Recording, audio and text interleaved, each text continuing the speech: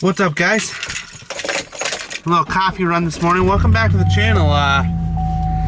Go get myself a coffee. Then I'm gotta run to O'Reilly's, look at some thermostat stuff. I'm not quite sure on the SR. It's running in the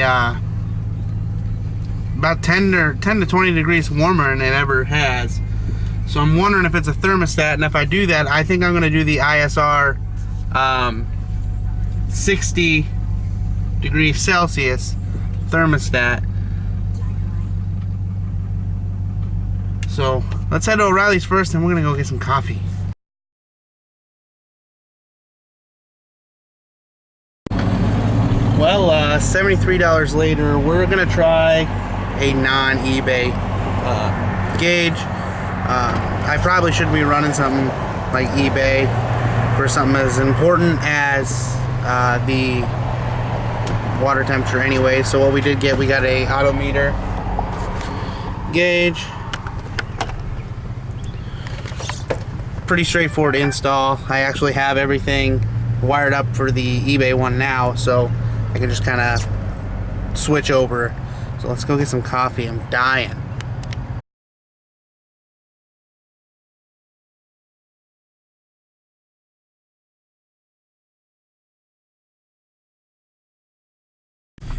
Finally, after that long wait, I made a terrible decision of deciding to surprise Britt and Kyra with breakfast and coffee. Waited in line forever. Fast food my ass. But hopefully they're as surprised as I hope they are. And then we are going to try to make some makeshift heat shield for the coolant sensor, because like I said, it has that FR Sport adaptation plate on it, and it sits right on top of that new header we put on this winter. So I'm wondering, and I haven't seen the temps haven't started to rise until we just got the new manifold on. This is the first time, one of the first times I've had it out. Actually driving it, I saw the temps rise. So I'm thinking that it's just it's got to be getting heat soaked by the manifold itself. So hopefully with this non-eBay gauge, I wish it was digital. I really love the digital part. But hopefully with this gauge, it is mechanical. Or it is electrical, it's not mechanical, sorry. Hopefully with this gauge and making a little bit of a heat shield just to kind of shy some of it away, it helps with the temps. So either that or it's actually a temp issue, and we'll put in an ISR thermostat and just be done with it. But I will see you guys later in the garage.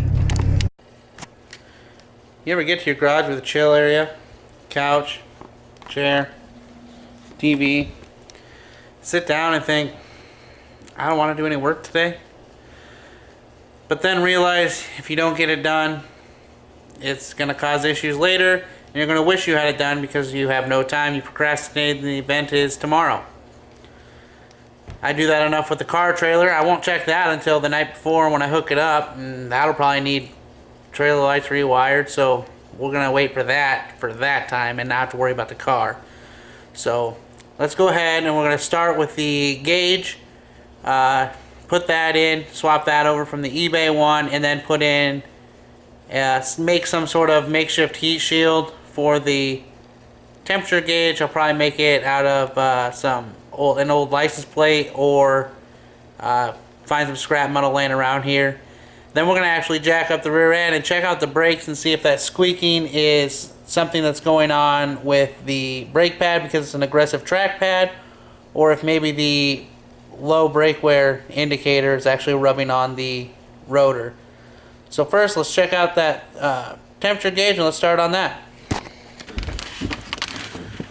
Start by getting the old gauge out.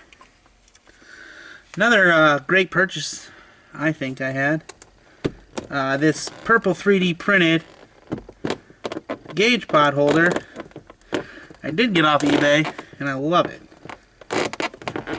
Fits really tight in there. Let me push this cheap one out here. Ah, there we go. Perfect. That's it. Cheap. Super light.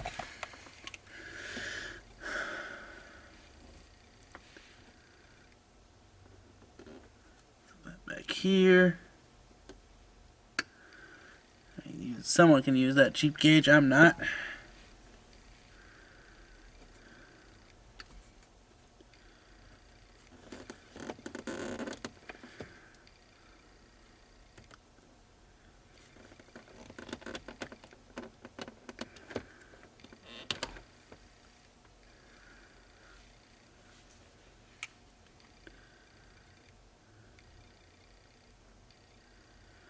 Okay, so with these, your black is your ground, your red is your positive, and then your green is your signal.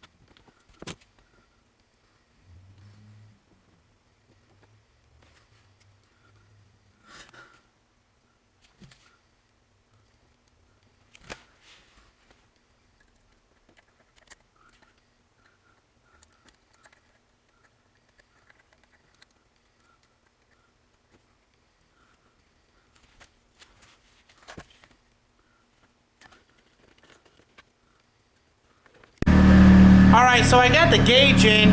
I was going to make a heat shield to kind of keep some heat away from where that sandwich plate and that temperature sensor goes. But I need to come up with something, a different idea than what I originally had. So I'm hoping that it's actually just the gauge, and it was just that cheap eBay gauge, because I would really have hated to have spent 75 bucks on nothing. So fingers crossed, that's what the issue is. Let's take a walk over here. I'll kind of zoom in and show you what I'm talking about. Right here, the gauge,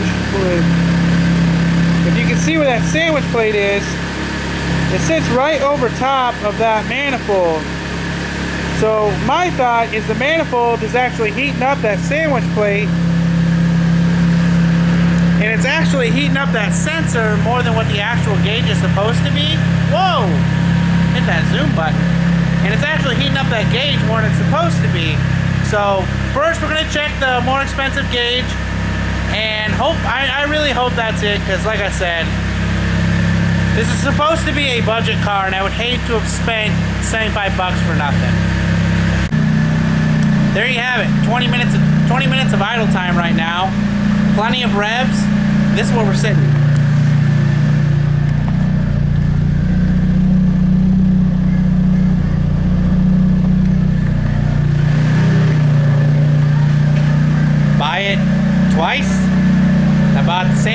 twice, and it was an eBay issue. So there's one thing you don't want to budget on. You're learning with me. Forgot to film an outro. Ended up getting that ready for Britt to drive later that night, so make sure you stay tuned for tomorrow's video for that. Until then, like, comment, subscribe, and keep on sliding.